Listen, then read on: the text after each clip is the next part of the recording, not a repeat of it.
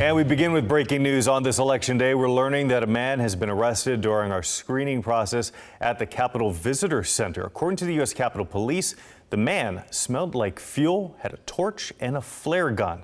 The CVS is currently closed for tours for the day. While officers are investigating, we will provide you more information as it becomes available. Meanwhile, our other top story, voters across the country are heading to the polls to cast their ballots in the race for the White House and control of Congress.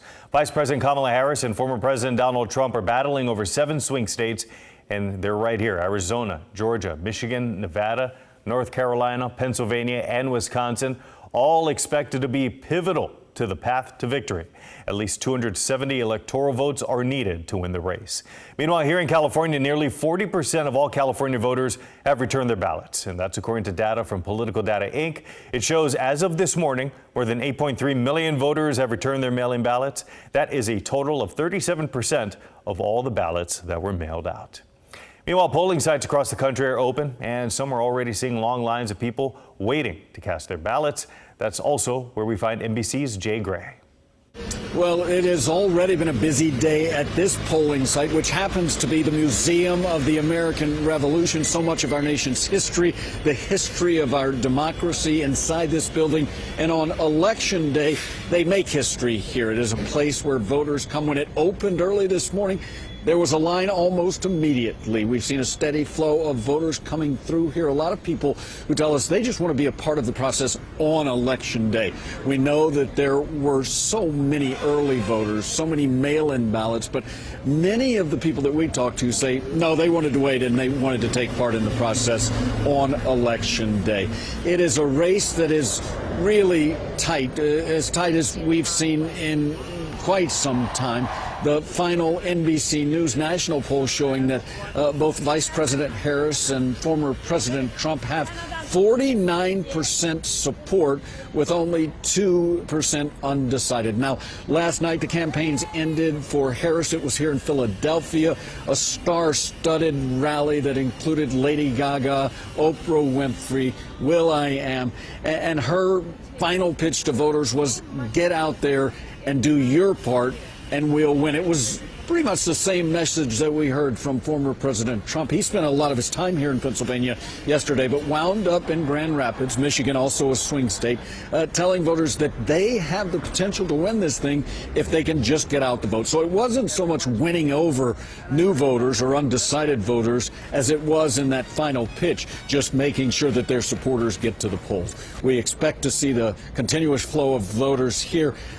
Lunchtime, we'll probably see a line, and then in the evening, once work is over, we expect the line to stretch very far. There's a lot of interest, a lot of people anxious to vote in this election here in Philadelphia and across Pennsylvania, and a lot of eyes around the rest of the country watching to see what exactly will happen here.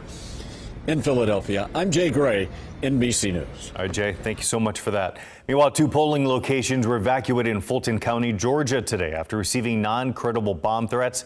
3 other locations also received non-credible bomb threats, but were not evacuated. Unfortunately, we did have 5 non-credible bomb threats that were reported, leading to a temporary evacuation of 2 locations for approximately 30 minutes each. Thankfully, these locations are now operational again, and all polling sites are secure with active security presence. Fulton County is working to obtain a court order to extend the hours of the 2 affected locations to ensure every voter has an opportunity to participate. Meanwhile, today, the Sacramento County Elections Office has seen a big turnout of in-person voters. Some people came to vote in a ballot box. Others just came to drop off their mail in a ballot box. Volunteers arrived before 6 in the morning to process the ballots that were already turned in. Ballots have to be sorted, signatures have to be verified. Other election workers are running the phone bank to answer any questions from the community. Those who voted today are also urging others to do the same. Feels very good. I think this is a part of what we're supposed to do as citizens. Regardless of who you vote for, it's important to get out and vote. As of this morning, more than 362,000 ballots have been received in Sacramento County. Elections officials do expect to release the first results on the election at 8:15 tonight. Meanwhile, in San Joaquin County, election workers are just getting started on the busy day ahead. The registrar tells us that this office is prepared to help people have a positive experience voting. If they need some help from workers, voters are able to go into the registrar's office upstairs. If they simply just need to drop off their ballot at a ballot box, it's easy for them to do so just outside the registrar's office. I think that our office is well prepared. Our staff has spent numerous months and hours preparing for today and making sure that our voters have a wonderful experience at the polls today. So we're ready to go. Real easy, real easy. Filled it out at home, brought it up this morning, dropped it in the box, and pick up my I voted sticker. If you don't vote, then you can't complain about what's going on. So you can't help make that change. The polls do close at 8 o'clock tonight, but as long as you are standing in line by law, you will be allowed to vote. An initial surge of early voters when the polls open in El Dorado County is offering hope of high voter turnout. The registrar voters there said that 100 people were already at the polling locations when they opened their doors this morning. Going into today, the registrar told us the turnout was slightly below expectations, but he said he thinks interest in this election will lead to another strong turnout in his county. It's a little bit behind where I was hoping to be, but it's still right in line with the opportunity to hit 85% because we'll get a lot of vote-by-mail ballots dropped off today. So we're pretty excited. We've got a lot of people voting already at our early vote centers. We had 100 people vote in the first 5 minutes. And why is that 85% so important? We were at 82% in 2020, so I really think we're gonna be able to eclipse that. So that's what we're really hoping for. It would be awesome if it went beyond 85%. We'd be so excited. And the registrar also encouraged anyone with concerns about election integrity to visit the elections headquarters in person to see the process themselves. Now, when casting your vote, whether on election day or during early voting, you're not actually voting for a candidate. You're voting for a slate of electors who will then make up the Electoral College. Jackie DeFusco helps us get the facts on how the Electoral College works. Get the facts on the Electoral College. The Electoral College is made up of 538 electors. That's the same number as members of Congress. 435 for members of the House of Representatives, 100 for the Senate, and D.C. gets 3. A presidential candidate needs 270 of those votes to win the White House. Each candidate running for president has their own group of electors in each state. That's called a slate. These slates are usually political insiders, nominated by the state's Democratic and Republican parties. Most states have a winner-take-all system that awards all electors to the presidential candidate who wins the state's popular vote. But 2 states, Maine and Nebraska, divvy up their electors by congressional district rather than statewide.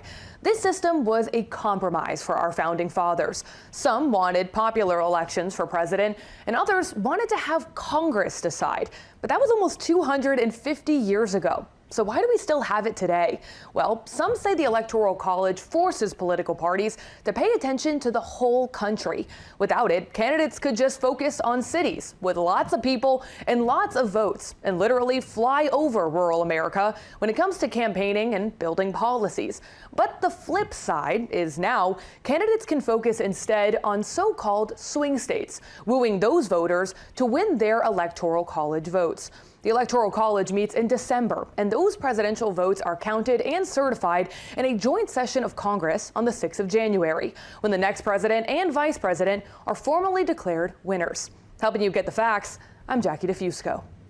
And as voters continue to cast their votes, the big question is not just who will win, but when. NBC's Director of Elections, John Lipinski, joins us to explain how some states are able to call a winner after polls close. So in one scenario, in races that are sort of blowout races where there's a lot of spread, we actually can use the exit poll to project those races, but that's a limited group of states.